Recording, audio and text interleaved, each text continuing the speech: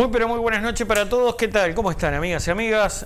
Un placer saludarlos en este nuevo arranque de Uruguay Debate. Y este primer tramo lo vamos a dedicar a la educación y en particular a la mirada, la óptica que tiene el gremio que nuclea a los funcionarios no docentes, AFUPRIN, Asociación de Funcionarios de Primaria, justamente, bueno, forman parte también de, por supuesto, las autoridades sindicales de la educación. Pero es importante detenernos en esto, más cuando se están moviendo las perillas, por así decirlo, para que se regrese con todo a la presencialidad educativa. Y estamos justamente con Fernando Prego, integrante de AFUPRIN. Fernando, buenas noches, bienvenido, ¿cómo te va?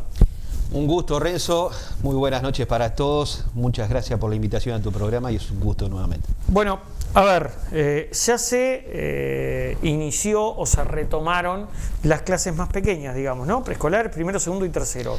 Y estamos de cara a un regreso total, absoluto, en materia de presencialidad en la zona metropolitana. ¿Cómo evalúan ustedes el tratamiento que se viene realizando desde las autoridades educativas al COVID-19, a la pandemia y al trabajo de ustedes fundamentalmente? Bien, Renzo, muy buena pregunta. El primer error que vemos nosotros es que se gradúe el inicio de la presencialidad puntualmente para las últimas clases, cuarto, quinto y sexto del ciclo escolar, a una semana antes de tener 2 semanas libres. Creemos oportuno que se iniciara o se retomara totalmente después de las 2 semanas de vacaciones y no esa semana para después tener 19 días libres. Desde el punto de vista pedagógico y didáctico no soy el idóneo para hablar porque no soy maestro, no soy docente. Pero conversando en este tipo de instancia con los otros sindicatos, no olvidemos que AFUPRIN integra la Federación Uruguaya de Magisterio, es una de las 33 filiales en todo el país, y conversaciones con colegas y con compañeros en todos los departamentos manifiestan el error estratégico de incorporar a este núcleo de niños, este grupo de niños, a tan solo una semana de tener 2 libres. Eso por un lado. Por otro lado, nosotros como sindicato venimos proponiendo una serie de gestiones con respecto a lo que en algún momento titulamos estar en estado de alerta, primero en una primera instancia ya por el 18 de marzo, en una rueda de prensa que hicimos con todos los medios de comunicación, informando sobre la gran carencia de recursos humanos en el área no docente que hay en todos los centros escolares del país, ya sean jardines de infantes y escuelas de todo carácter, escuelas de tiempo completo, tiempo extendido, educación especial, que donde tenemos una faltante importante de personal. Hay que reconocer que cuando los muchachos ingresan, cuando el personal ingresa, y no hay una formación específica para el área de educación especial, el número de inasistencia se crece exponencialmente y son datos objetivos y datos reales. Tenemos en estos momentos un número importante de personal de servicio eximido por poseer comorbilidades, tenemos convalidados, tenemos personas en cuarentena y tenemos un número también con licencias médicas. Esto no es nuevo, seguramente la pandemia arrojó estos resultados, pero que nosotros venimos reivindicando, no solamente en las mesas representativas federales, no solamente en los congresos de la federación, sino en todo ámbito. La carencia que hay de recursos humanos en todos los centros escolares es de larga data, desde la época en la que logramos inclusive incorporar o regularizar prácticamente 3.000 auxiliares de servicio que primero estaban contratadas por Comisión de Fomento Escolar, segundo contratadas por Comisión de contratadas por la Ley 17.556, que por último pasaron a función pública. ¿Qué pasó con eso? Se regularizaron, llegaron a tener el cargo público y pasaron de un régimen privado a un público, lo que le otorga certeza jurídica, seguridad laboral y lógicamente otros derechos y beneficios y un salario mejor. Pero ¿qué pasó? Mantuvimos el mismo nivel y el mismo número de cargos, no se aumentó. Hoy necesitamos, según el último estudio, unos 475 solo cargos de auxiliares de servicio. Y cuando digo solo cargos de auxiliares de servicio no me puedo olvidar de la barra restante, de administrativos. No puede ser que en Pando haya solamente un arquitecto residente para toda una jurisdicción que comprende prácticamente 100 centros escolares, UTU, formación docente, secundaria y otras jurisdicciones. El arquitecto residente de esta jurisdicción también trabaja para Soca, que pertenece al este, trabaja para San Ramón, que pertenece al oeste, y está desbordado de trabajo. Ahora, en lo más inmediato, Prego, yo me detengo en un aspecto que es el de la auxiliar de servicio, o el auxiliar de servicio, es indistinto, que en estos tiempos de COVID, si esta persona, por ejemplo, contrae la enfermedad, la escuela no puede abrir. Porque es la que se encarga de la limpieza, porque es la que se encarga de desinfectar las aulas, porque es la que se encarga, si retomamos la actividad del comedor, de cocinar. El gran problema que ha tenido... O sea, aquí se demuestra la parte fundamental que es un auxiliar de servicio o un funcionario no docente en el eslabón, la cadena educativa. En la cadena hay tres patas básicamente, que son los alumnos, el personal docente y el personal docente. No nos olvidemos de eso. La importancia del personal de servicio en el centro escolar es superlativa. De eso no hay ninguna duda. Ahora, si en una escuela rural la única auxiliar de servicio falta, bien. Se arma un lío de aquello. Bueno, es un problema. Usted me dice, logramos trasladar a la función pública a quienes están en una situación de absoluta irregularidad, ¿no? Iban por un plato de comida, no nos olvidemos de eso. ¿Y no se pudo en 15 años aumentar las vacantes? Lo que se logró en el último tiempo es dinamizar, no de la mejor forma, el proceso del llenado de vacantes, que lo único que implica es regularizar la pérdida de un cargo. Pero el aumento de la dotación de recursos humanos sigue siendo demanda. Sigue siendo demanda de este sindicato, como sigue siendo demanda la universalización de la extensión horaria. Pero me detengo en lo que decías hace un par de minutos. Si falta un auxiliar de una escuela rural, ni siquiera hablemos de escuelas urbanas o de escuelas de tiempo completo, que bastante problema tienen, porque no olvidemos que en escuelas de tiempo completo y en escuela urbana, donde antes habían 6 auxiliares de servicio, te encontrás con 2, porque o están con licencia médica o porque presentan comorbilidades o por X causa, que tienen derecho. No nos olvidemos que también tienen derecho, pero que generan un problema. Y si antes había falta de personal de servicio, hoy esa falta de personal de servicio se acentuó por la llegada nada más ni nada menos que del COVID-19 en marzo del año pasado. ¿Qué implica esto? Que hay que invertir, no hay que gastar. Porque lamentablemente cuando uno trabaja, propone o gestiona este tipo de cosas, se habla de gasto. Y esto no es gasto, Renzo. Esto no es gasto, esto es inversión. Cuando uno, ahora, desde el rol sindical, habla... ¿No es inversión también contratar seguridad para las escuelas? No hay ninguna duda. Porque el gremio ahí lo cuestionó severamente el contrato... Pero pero nosotros estamos en contra de las tercerizaciones y de la precarización del trabajo. No olvidemos eso. Bastante duró la lucha, primero del otorgamiento de la cuota mutual y después de la regularización del personal de servicio. Bastante. Años en servicio civil, en el CODICEN, en el Ministerio de Trabajo y en diversos ámbitos para regularizar una situación. Lo que se nos propone ahora desde las autoridades del CODICEN, de la ANEP, es una bolsa de horas de trabajo que la paga la Corporación Nacional del Desarrollo, extender los contratos de las cooperativas sociales, que es invalorable el trabajo que están llevando adelante las compañeras, no hay ninguna duda. 2. 3. Otorgar partidas para contratación de personal, sobre todo ¿no?, en el 100% en escuelas rurales. Y no olvidemos que ahí se distorsiona el rol del director del centro escolar. ¿Por qué? Porque tiene que generar una empresa unipersonal, le va a tener que gestionar el sueldo, le va a tener que gestionar el aguinaldo, va a tener que salirse de su tarea habitual, que debe ser nada más ni nada menos que la de planificar, organizar y dirigir todo lo que es un centro escolar en materia pedagógica, didáctica y administrativa. Pero ahí se sale. Y bastante discutimos eso con las autoridades de primaria. Y lo otro, y como cuarto punto, lo que se nos otorga desde la dirección de la ANEP, del CODICEN de la ANEP, es que cada vez que se inaugure una PPP, es decir, un centro escolar por participación pública-privada, sea con personal de servicio. Y tú bien sabes, Renzo, lo que pasó en la escuela de San Andrés cuando se inauguró, que se inauguró sin personal de servicio, sin los materiales que tenía que tener la escuela, y se tuvo que redistribuir personal de la escuela 176 de San Andrés y personal de la empresa de la cooperativa. Bueno, pero aquí el gremio cuestionó la contratación de un ex jerarca policial de Canelones como encargado de la seguridad de las escuelas. Pero por supuesto, porque cada desconcentrado tiene su área de trabajo para eso. El Departamento de Asesoría y Supervisión, que corresponde, por ejemplo, a la Dirección General de Educación Inicial y Primaria, que ha sido consejo, y no olvidemos que la LUC desmanteló los consejos, posee una oficina justamente de asesoría y supervisión, que es la que le informa a las autoridades de la dirección, a la inspección técnica, y desde ahí, en una cuestión de jerarquía al propio CODICEN, cada vez que haya un acto de vandalismo, cada vez que haya un problema en un centro escolar.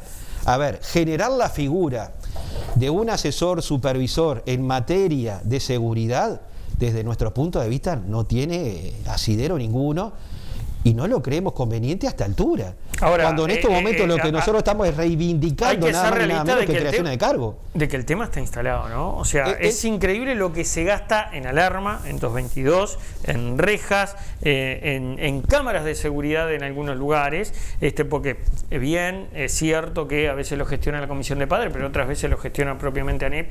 Es todo un presupuesto lo que se va allí. ¿No es mejor concentrar, unificar y tener una empresa que se dedique a la seguridad, Prego? Existe en la ANEP, y particularmente en primaria, por ser el organismo desconcentrado del CODICEN más amplio, por distintas características, un gran presupuesto destinado a seguridad y a mantenimiento.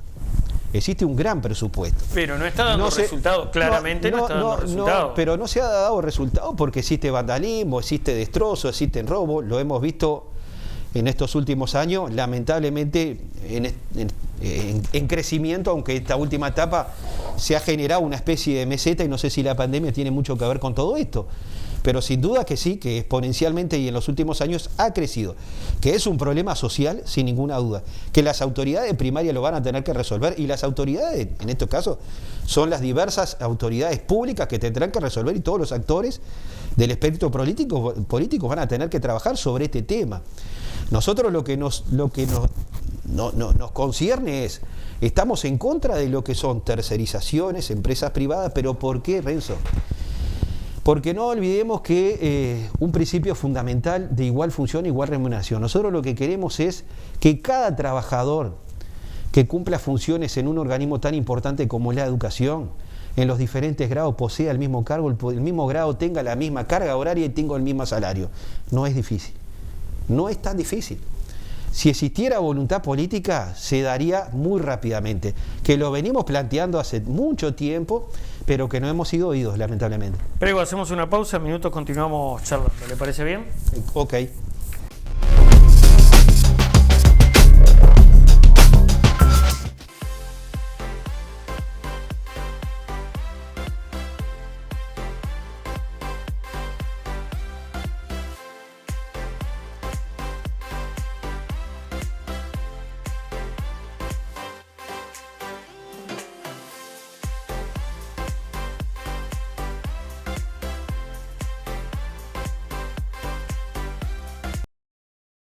En tiempos tan difíciles, donde se nos pide ejercer la libertad responsable, unos pocos se tomaron la libertad de votar una ley que nos afecta a todos y todas, limitando nuestra participación, vulnerando nuestros derechos y, aunque suena irónico, restringiendo nuestras libertades. ¿No será más responsable tomarnos el tiempo para informarnos y decidirlo entre todos y todas? Por libertad y por responsabilidad, firmamos para derogar 135 artículos de la LUC.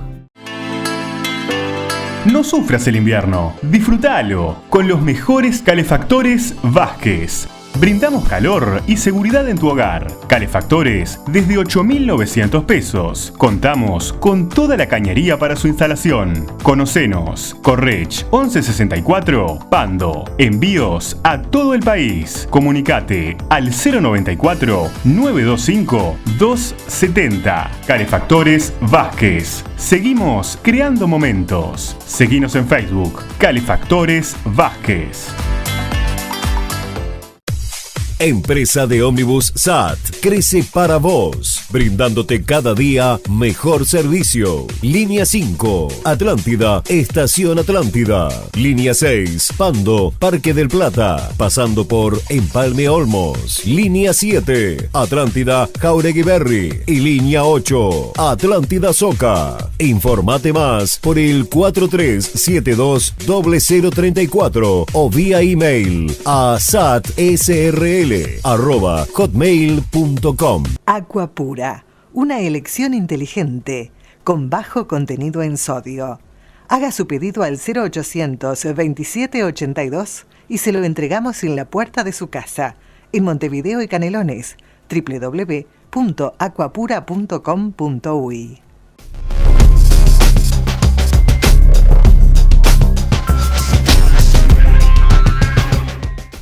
Continuamos con más Uruguay Debate y bueno, vamos ya directamente, Prego, a referirnos a la tarea sindical. ¿Cómo va la recolección de firmas contra la LUC? Bueno, porque digo, el Sindicato de la Educación es uno de los que ha levantado esa bandera, ¿no? Tal vez nosotros, más fuertemente. Sin duda, nosotros como AFUPRIN dentro de la Federación venimos trabajando fuertemente. Hay delegados que están trabajando desde muy temprano y hasta muy tarde en diversos puntos del país, en todos los departamentos, llevando a cabo esta tarea con mucho sacrificio, con mucho amor, tratando de llegar a estas 700.000 firmas, que no es el número, sino que estamos tratando de superar el número que se exige por parte de la Corte Electoral, que si no me falla la memoria anda entre 650 y 675, pero el objetivo es superarlo por cualquier eventualidad negativa y bueno, y de ahí llevar a referéndum esta ley de urgente consideración. Para el día de ayer, concretamente con este paro general que se impulsó, podemos pensar en varias cosas. Bueno, primero, 50.000 uruguayos perdieron su trabajo. 200.000 uruguayos comen en ollas populares. Para una solicitud de empleo que pretendía cubrir 15.000 puestos de trabajo, se presentaron 225.000 uruguayos. Por algo se denominó el paro contra el hambre y la desigualdad, y ahí creo que de alguna manera sinteticé el porqué contra el hambre y la desigualdad. Hay algo que también quiero remarcar, es que se aseguró el transporte, por lo tanto los 40.000 uruguayos que estaban agendados no dejaron de vacunarse, lo hicieron. Y eso es muy importante reclamarlo. No olvidemos que en este contexto de pandemia también existen factores muy importantes que combinan la presencialidad con el teletrabajo, pero nos consta, si bien en el día de hoy tendremos los números reales en cantidad y en porcentaje, mucha gente adhirió a la medida sindical estando en teletrabajo, como también personas que tenían que estar de guardia y de forma presencial no lo hicieron. Y eso habla bien del compañero. ¿Hoy hay un ataque desde la clase política a los sindicatos? Yo creo que sí. Y el mayor ejemplo se da con los profesores de educación secundaria en el departamento de San José, que ante un error fueron sancionados con el mayor peso que tiene la ley o tiene la norma vigente dentro de la ANEP. ¿Qué quiero decir con esto? Ahora, ese si error, los docentes... momento. Porque a mí me consta, yo hace mucho tiempo que lo conozco a usted, venía hasta hace muy poquito tiempo desempeñándose como secretario de la Inspección Departamental de Primaria de Pando. Correcto. Toda la vida siendo sindicalista, pero recuerdo que hasta para hacer una nota usted esperaba terminar el horario laboral. Entonces, esto que usted califica como error, ¿es un error de porque sí o de profeso? Ojo, son dos cosas distintas, ¿no?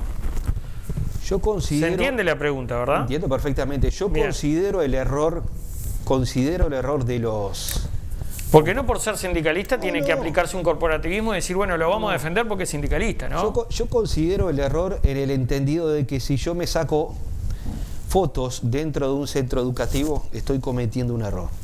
no tengo la menor duda. Ahora, si usted estoy utiliza arengando, las horas sindicales para... No, las horas sindicales se utilizan para actividades sindicales, no se utilizan para pasear ni para otra cosa. Las horas sindicales son horas destinadas, un paquete de horas dentro de un convenio firmado en el año 2006.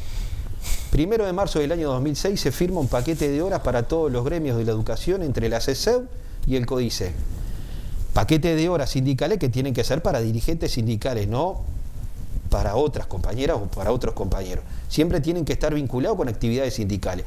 Pero yo voy a esto. Pero aquí no se utilizaron debidamente. No, yo voy a esto. Si aquí no se utilizaron debidamente. Si acá hay un error, tú tenés un margen de sanciones que prevé el régimen disciplinario que está estipulado en la ordenanza 10 de la ANEP, que es la transcripción del decreto 500/91.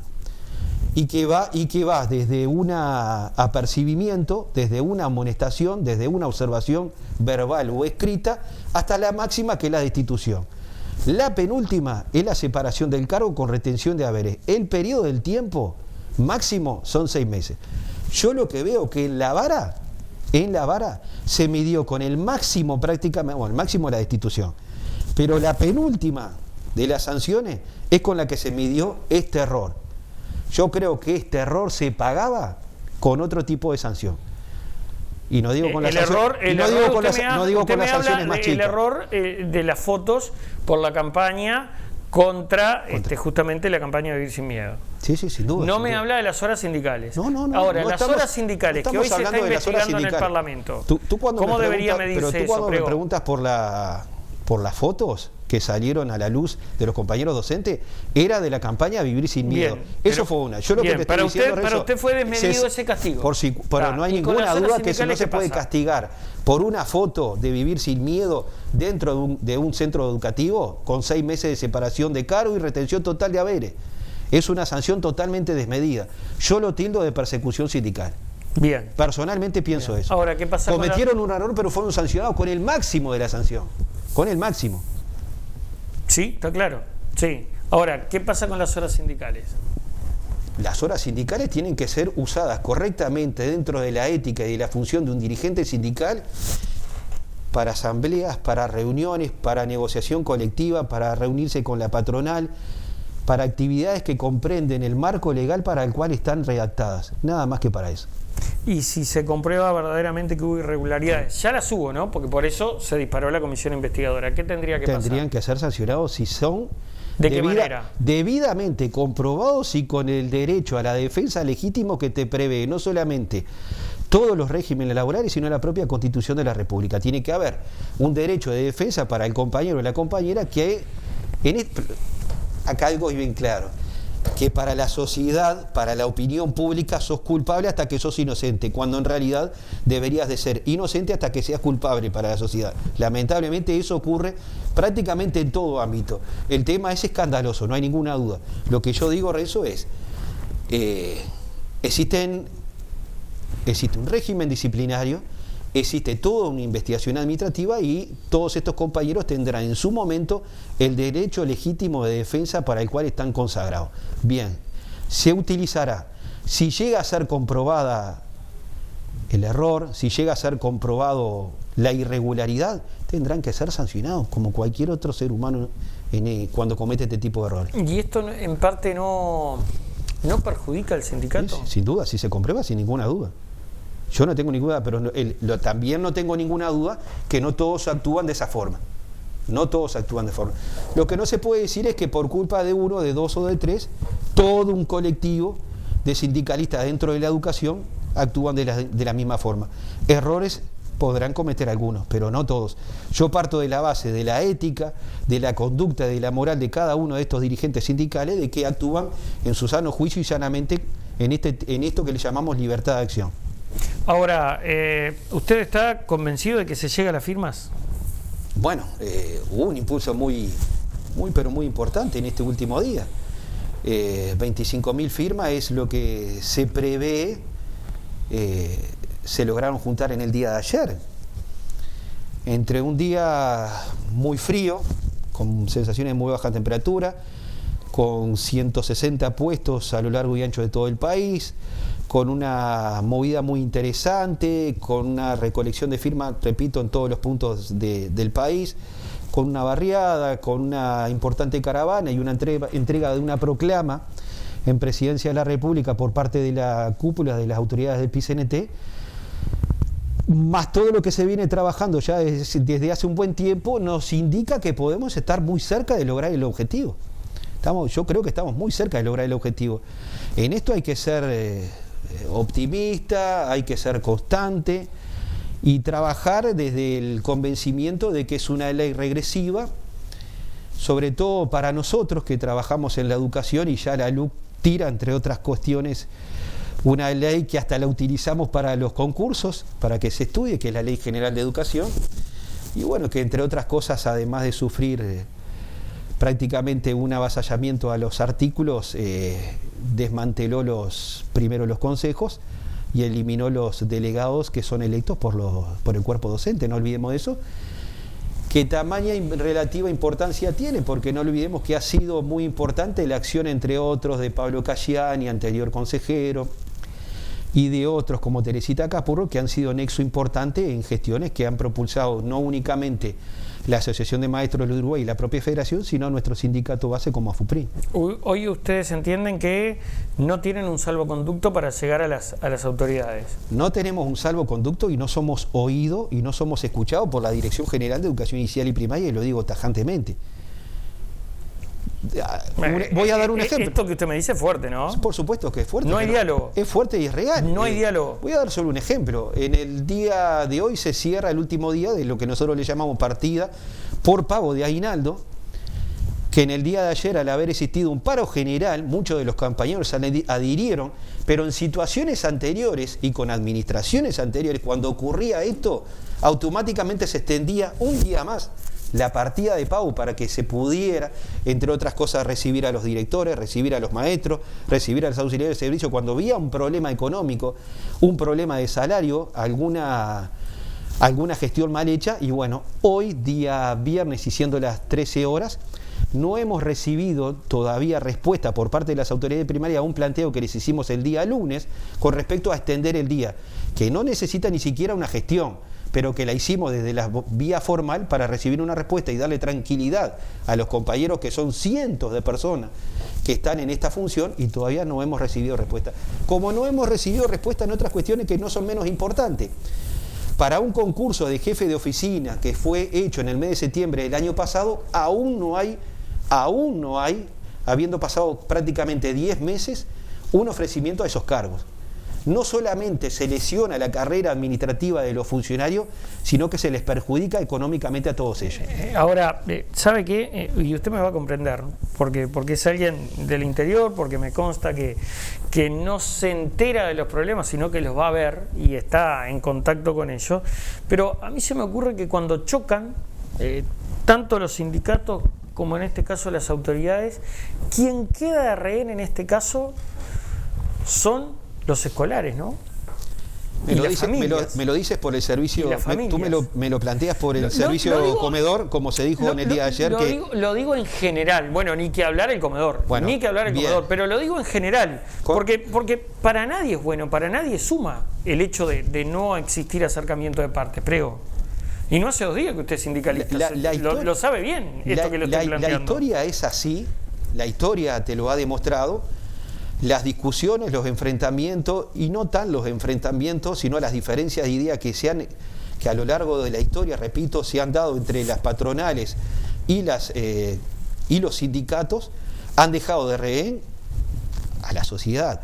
No nos olvidemos que el decreto de esencialidad fue en un gobierno de izquierda y con un paro de casi una semana y media, ¿no? Un paro de transporte deja tirada a la gente, un paro de la educación seguramente afecte pedagógicamente a los niños. Lo que no está bueno es que se divulgue más la afectación del servicio de comedor escolar en el día de ayer que otra cosa. Por ejemplo, el día del paro, que fue un paro desde mi punto de vista muy interesante, los medios de prensa prácticamente no hablaron de él, pero sí hablaron de que los niños se quedaron sin comedor escolar en algunos casos. Y eso es un verdadero disparate.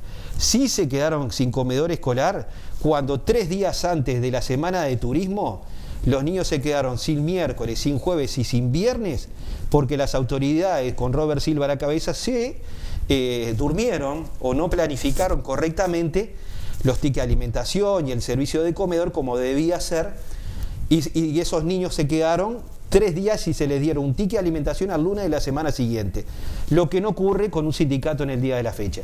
Este paro estaba propuesto de hace más de 30 días.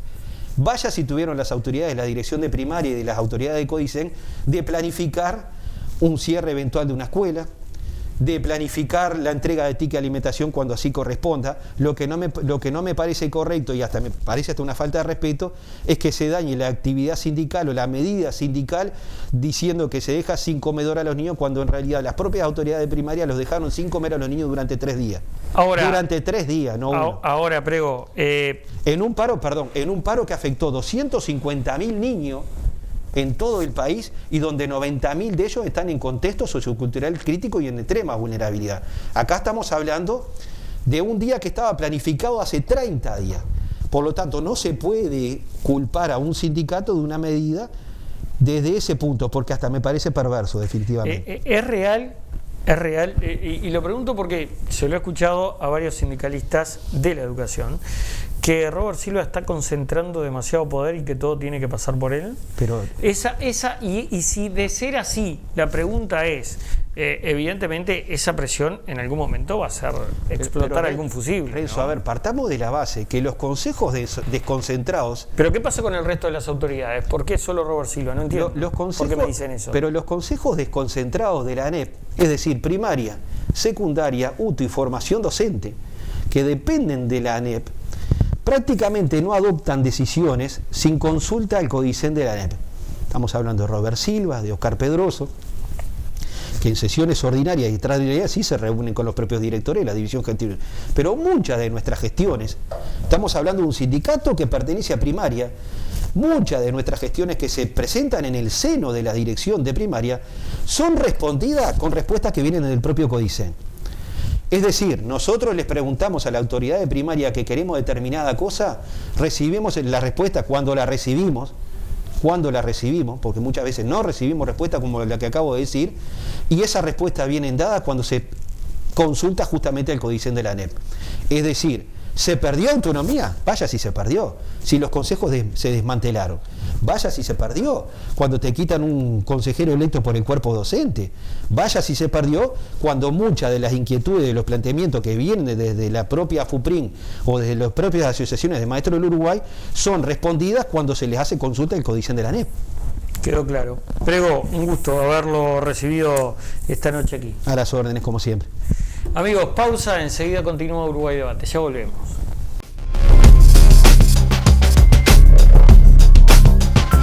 Aqua Pura, una elección inteligente con bajo contenido en sodio. Haga su pedido al 0800 2782 y se lo entregamos en la puerta de su casa, en Montevideo y Canelones, www.aquapura.com.uy. Funeraria Interbalnearia, servicio fúnebre, previsora propia, cremaciones y artículos fúnebres. Somos la única empresa con todos los convenios. Ruta Interbalnearia, kilómetro 46500, Atlántida. Teléfono 4372-4231.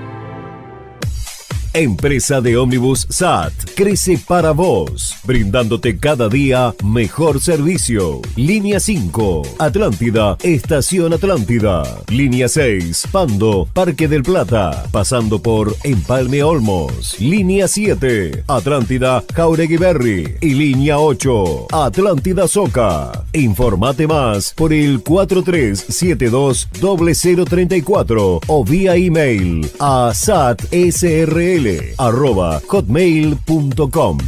Seguimos creciendo juntos. Te presentamos una nueva forma de comunicarnos. Llámanos más rápido. Descarga ya la aplicación de Taxis El Tiburón. Válido para todos los celulares desde App Store y Play Store. Taxis El Tiburón. Más legal, más cómodo, más seguro. Único con asistencia al viajero.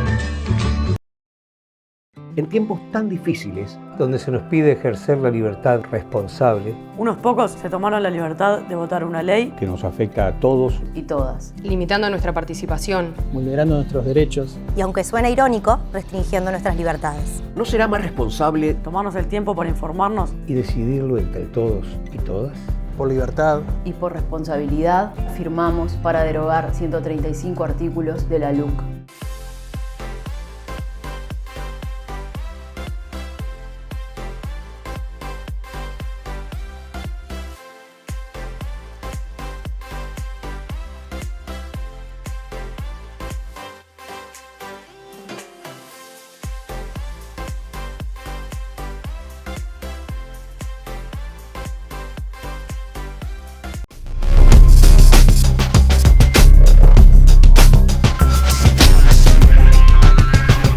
Seguimos, amigas y amigos, con más Uruguay Debate, y ahora en esta segunda media hora o segunda parte del programa nos vamos a dedicar al ámbito nacional, al ámbito sanitario también, ¿por qué no? Porque estamos justamente a nuestro lado tenemos a la diputada MPPista, Frente Amplista está claro, Lucía Echeverri, integrante además de la Comisión de Salud, quien ha estado en las últimas horas y en los últimos días en la agenda, digamos, informativa por la preocupación expresada por parte de la bancada femenina del Frente Amplio vinculada a las embarazadas y el COVID-19. Pero antes de meternos de lleno en ese tema, la quiero saludar. Echeverri, gracias por estar aquí, buenas noches, bienvenida. Muchas gracias, es un gusto venir por acá. Bueno, de hecho, hoy es noticia que el gobierno recogió el guante y ha priorizado a las embarazadas en varios aspectos, ¿no? En el tema vacunatorio, pero también inclusive hasta en un resarcimiento económico para que la embarazada no tenga movilidad. Hagamos un poco de historia. ¿Cuándo surge este planteo y cómo? Bien, ahí mira, hay una situación a un punto cero, digamos, que tiene que ver con informes de sociedades científicas internacionales y nacionales que empiezan a evidenciar un problema, un riesgo mayor vinculado a las embarazadas a fines del año pasado. Esto además se corrobora finalmente, tiene que ver por supuesto con la introducción de la variante P1 en el Uruguay y la alta circulación comunitaria, que ya sobre los primeros meses del 2021 empiezan a haber situaciones de muchísima complejidad, un riesgo mucho mayor de las embarazadas, sobre todo las que estaban diagnosticadas con COVID, y las sociedades científicas, fundamentalmente las cátedras de ginecología y de neonatología, a identificar problemas serios una vez que lamentablemente se infectaban con el COVID-19.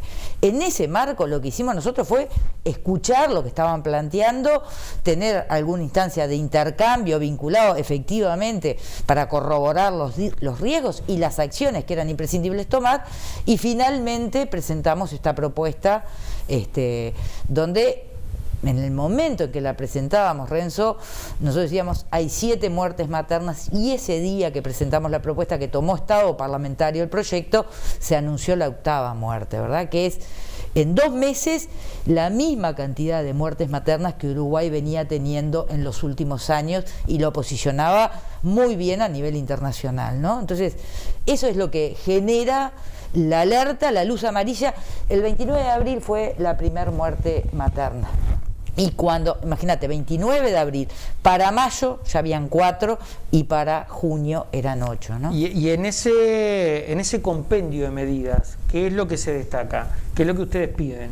Ahí nosotros fundamentalmente tenemos componentes que tienen que ver, como tú decías, con la vacunación.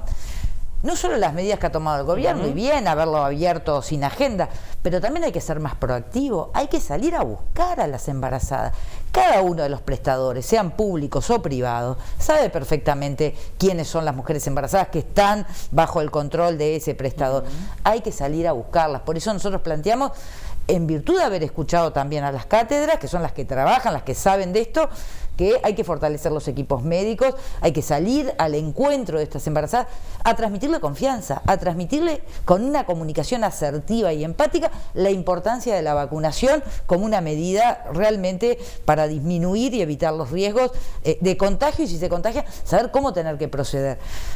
Lo otro que también es muy importante, vos tenés presente cualquier embarazada históricamente, ¿qué es lo que se dice? no tomes esto, no tengas esto, no hagas lo otro. Bueno, y acá en ese marco de información permanente de cuidado viene la situación de inmediatamente hay que vacunarse, cuando al principio se lo venía evaluando y todavía no había certeza de que fuera recomendable. Eso genera incertidumbre. Eso genera un estrés psicológico, ¿verdad? Además en la condición de embarazo, por lo cual las medidas sanitarias son de ser mucho más proactivos.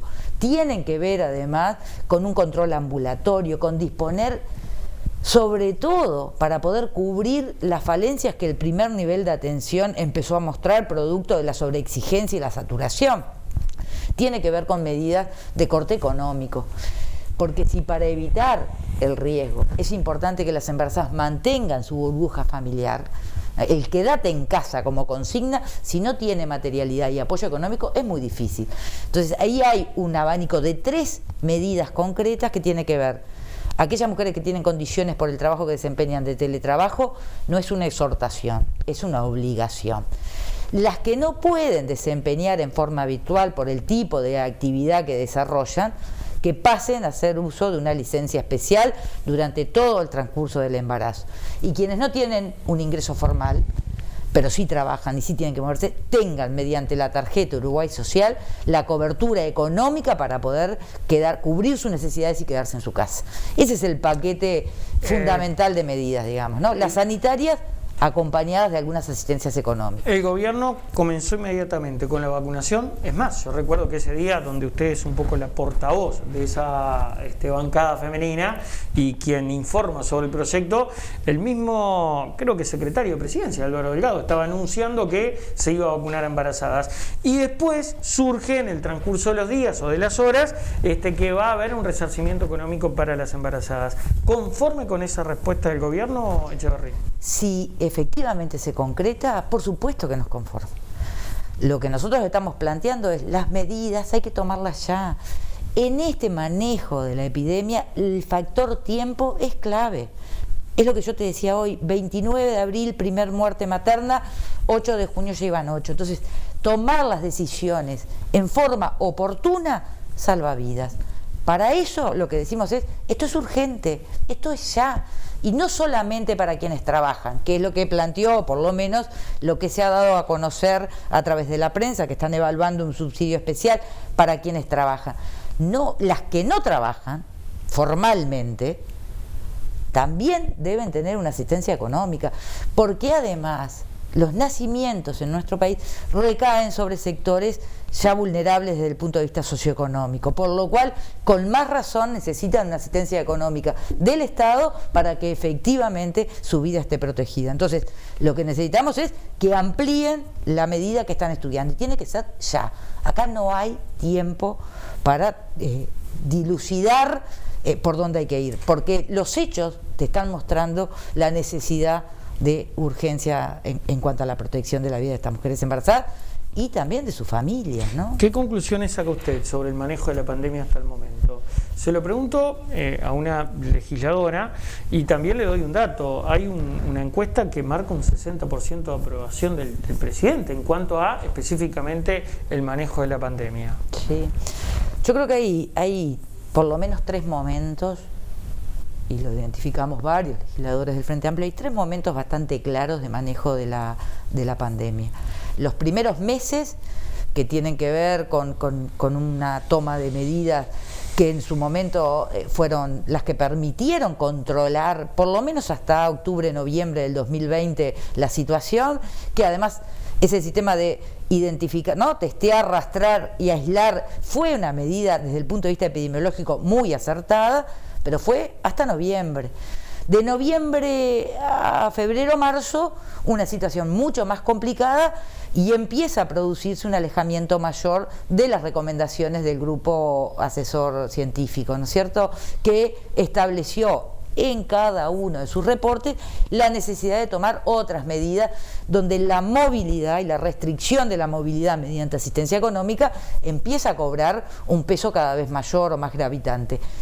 Y después de febrero en adelante, marzo de 2021 en adelante, una situación de descontrol, digamos, ¿no?, donde efectivamente las medidas que tomó el gobierno fueron insuficientes y además bastante alejadas o por decir que no consideró las medidas que justamente el Grupo Asesor Científico estaba marcando, ¿no? Ese famoso documento del 7 de febrero que establecía en distintos escenarios las medidas que eran imprescindibles para bajar la movilidad, por lo tanto disminuir la tasa de contagios y eso, disminuir los positivos y por supuesto la cantidad de gente que iba a entrar en CTI y posteriormente fallecer, no fueron tomadas a tiempo. Así que esos son más o menos los tres momentos que podríamos caracterizar de gestión de la pandemia. ¿Y entonces por qué se explica el 60% de aprobación?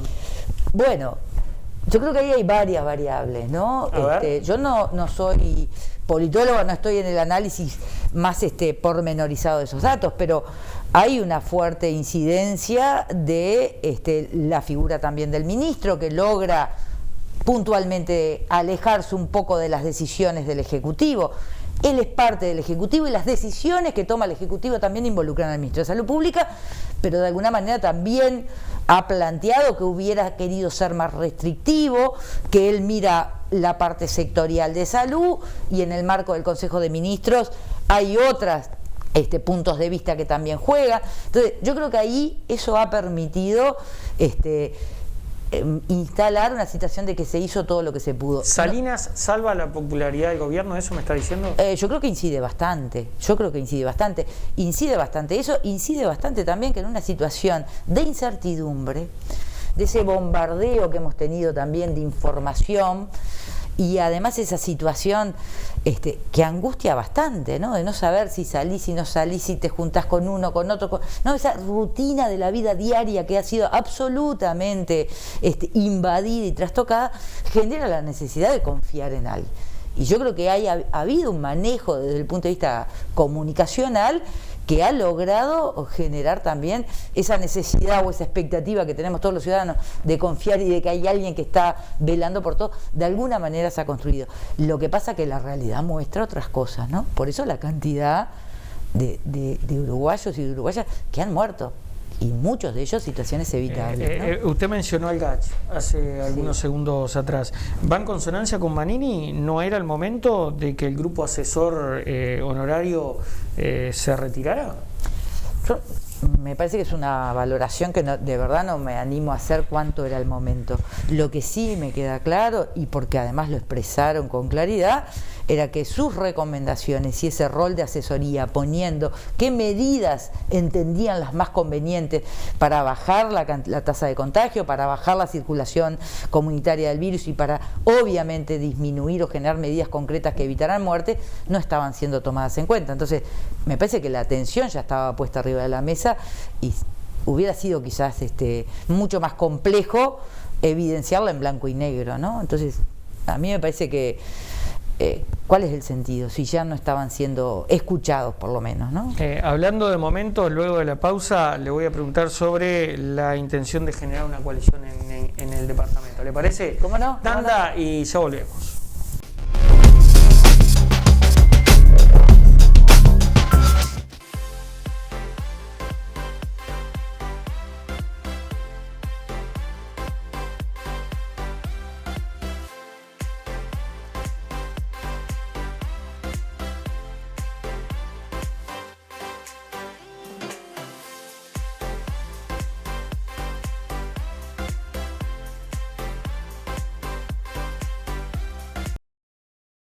En tiempos tan difíciles, donde se nos pide ejercer la libertad responsable, unos pocos se tomaron la libertad de votar una ley que nos afecta a todos y todas, limitando nuestra participación, vulnerando nuestros derechos y, aunque suena irónico, restringiendo nuestras libertades. ¿No será más responsable tomarnos el tiempo para informarnos y decidirlo entre todos y todas?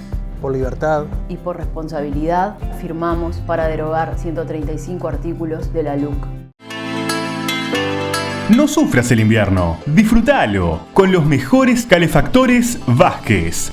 Brindamos calor y seguridad en tu hogar. Calefactores desde 8.900 pesos. Contamos con toda la cañería para su instalación. Conocenos. Correch 1164 Pando. Envíos a todo el país. Comunicate al 094 925 270. Calefactores Vázquez. Seguimos creando momentos. Seguinos en Facebook. Calefactores Vázquez.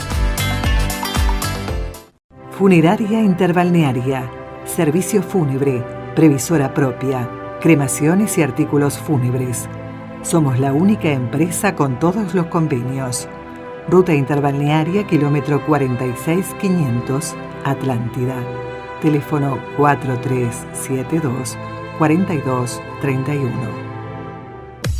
Empresa de ómnibus SAT crece para vos, brindándote cada día mejor servicio. Línea 5, Atlántida, Estación Atlántida. Línea 6, Pando, Parque del Plata, pasando por Empalme Olmos. Línea 7, Atlántida, Jauregui Berry. Y línea 8, Atlántida Soca. Informate más por el 4372-0034 o vía email a satsrl@hotmail.com. Seguimos creciendo juntos. Te presentamos una nueva forma de comunicarnos. Llámanos más rápido. Descarga ya la aplicación de Taxis El Tiburón. Válido para todos los celulares desde App Store y Play Store. Taxis El Tiburón. Más legal, más cómodo, más seguro. Único con asistencia al viajero.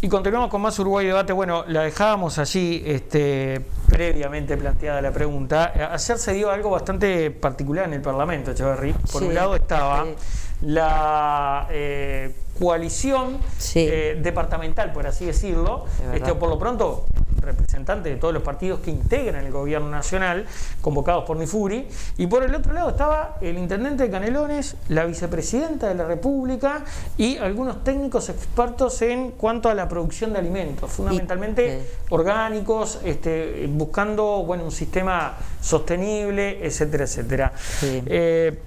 Yo también había muchos que... ¿A usted también participó? Es que había una posibilidad de participar en forma virtual, digamos, siguiendo un poco los distintos paneles, porque este diálogo nacional, en virtud de sistemas alimentarios saludables, innovación tecnológica, está en el marco de preparar el documento país, digamos, que presentaría en la cumbre mundial, ¿verdad? Entonces, primero porque me interesa el tema, segundo estoy en la Comisión de Ambiente, ¿verdad?, en la Comisión de Salud, pero además porque es un tema que para el departamento de Canelones es sustantivo, ¿no? La producción de alimentos, la generación de innovación científica, que no significa químico, que significa hasta en el manejo también de las pautas de producción en un departamento que vayas y produce alimentos, ¿no? Sí, sí, bueno, y al mismo tiempo se generaba esta cumbre política, por designarla de alguna manera, buscando una alternativa para en las próximas departamentales desplazar al FA del gobierno canario. ¿Qué opinión le merece el hecho? Le pido una opinión, nada más. Yo de verdad creo que es muy desafortunado para calificarlo, digamos, ¿no? Desafortunado porque no le aporta lo que necesita el país hoy, que es tender las manos, generar espacios de diálogo, como el que se estaba dando a muy pocos metros de ahí, donde distintos representantes de partidos políticos, distintos representantes de la actividad productiva del país, porque estaba la Comisión Nacional de Fomento Rural, estaban empresas, ¿verdad?, ganaderas que también hicieron su aporte, estaba la academia, pero estaba también la vicepresidenta y estaba el intendente Orsi. Eso es lo que se necesita, construir diálogo, encontrar efectivamente aquellos caminos que permitan salir de esta situación de crisis, abriendo las puertas a generar nuevas propuestas que sean innovadoras.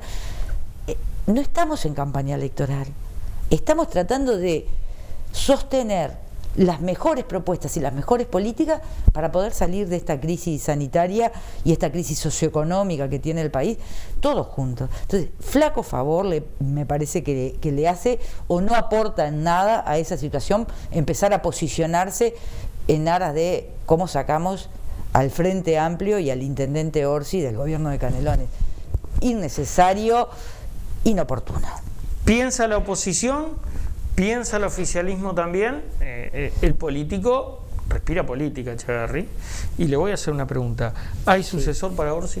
Sí, yo antes de eso una cosita, no voy a esquivar ninguna pregunta, pero antes una cosita importante. No la esquivaba cuando era directora general de Obra, no la va a esquivar ahora. Pero a eso te iba a plantear como un ejemplo. El político no significa que vaya buscando donde hay falencias o errores para marcarlo y entonces me posiciono mejor. El político es, y a mí me parece que el intendente Orsi ha mostrado claros ejemplos de qué es la política o cómo se hace política cuando uno está en clave efectivamente del país. Las diferencias se las conocen. Nunca ha relegado de la fuerza política a la que pertenece y que también lo ha sostenido y lo ha acompañado en estos casi 8 años de gestión. Pero lo ha hecho dialogando con todo el gobierno nacional. Cuando empieza la pandemia fue de los primeros que salió a ofrecerle a ACE toda la flota de vehículos para efectivamente garantizar una mejor cobertura del territorio al principal prestador público de salud. Puso vacunadores, recursos humanos a disposición del Ministerio de Salud Pública, infraestructura, está trabajando con el Ministerio de Desarrollo Social, firmaron un convenio hace muy poco, está trabajando con el Ministerio de Vivienda. ¿Eso significa que no hay diferencias? No, eso significa que hay puntos de acuerdo. ¿Por qué? Porque la gente no necesita saber si la inversión que se está haciendo es para el frentista, es para todos. Yo fui directora de Desarrollo Social muy poquito tiempo, mucho más de la dirección de obras. Me permitió un conocimiento de los 30 municipios y del territorio de Canelones y de la diversidad de gente. Dialogué con todos, sin ningún inconveniente. Con el Partido Nacional en los municipios que tenía, con el Partido Colorado el único municipio que tenía que era San Bautista, con los alcaldes frente amplistas, con todos hicimos acuerdo. Nunca hubo una diferenciación de a qué fuerza política pertenecía. Y la inversión estaba hecha, las luces, las calles, los espacios recreativos, no están pensados en función de los vecinos y vecinas que transitan por ahí a quién votaron. Están pensados para mejorar la calidad de vida de la gente. Esa es la política que necesitamos. ¿Mejoró la vacunación en Canelones?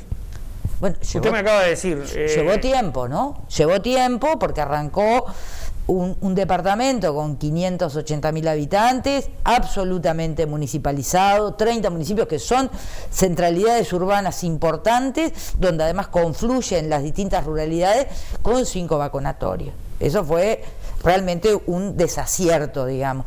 Y ahí, bueno, hablando de esto de la política, no salió a prender fuego la pradera, ni el intendente, ni el Frente Amplio. Salimos a construir.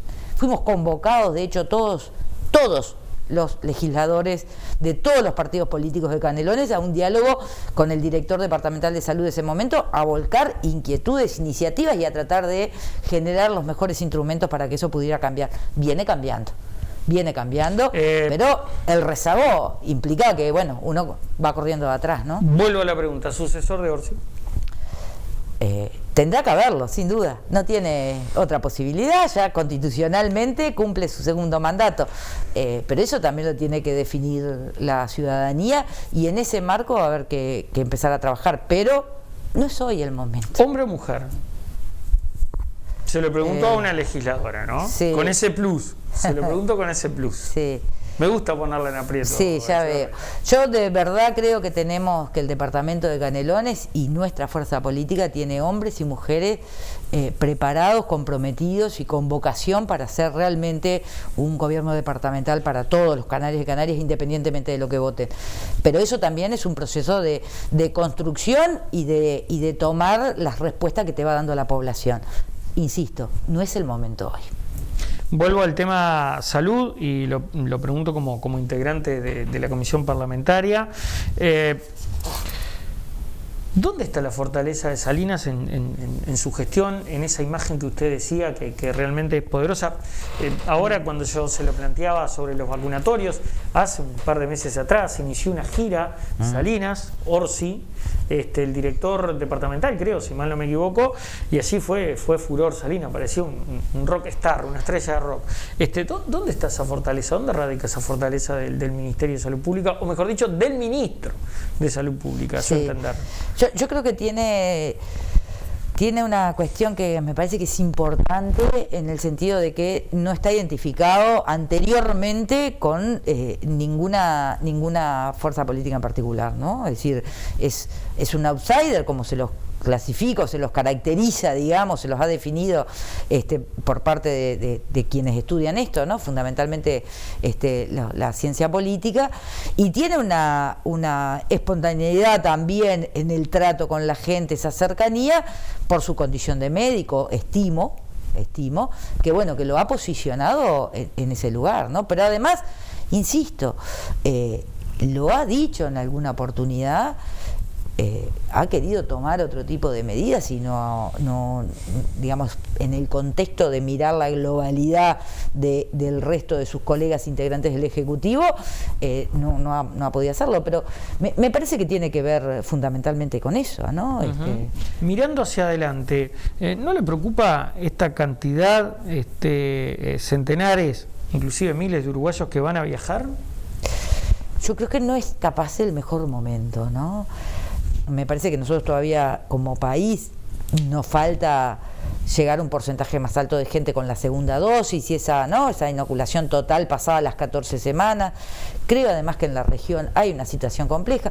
Esta variante Delta, que tiene una contagiosidad muchísimo más alta, está en Brasil. Nuestros contactos, tenemos vasos comunicantes con Brasil por distintos lados y no necesariamente con los mejores controles, o no todos los controles que se han implementado logran cubrir la diversidad de situaciones por donde nos comunicamos.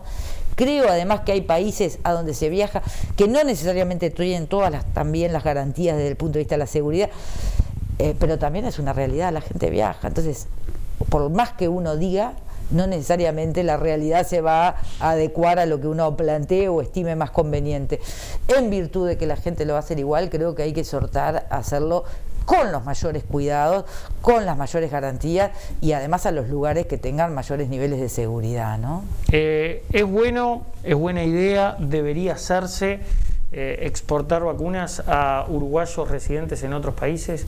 Lo digo por este planteo que hubo de paraguayos, uruguayos en Paraguay, mejor dicho. En algún momento creo que también lo esbozó Perrón, el legislador canario, con uruguayos radicados en Argentina. ¿Qué posición toma usted, Echeverry?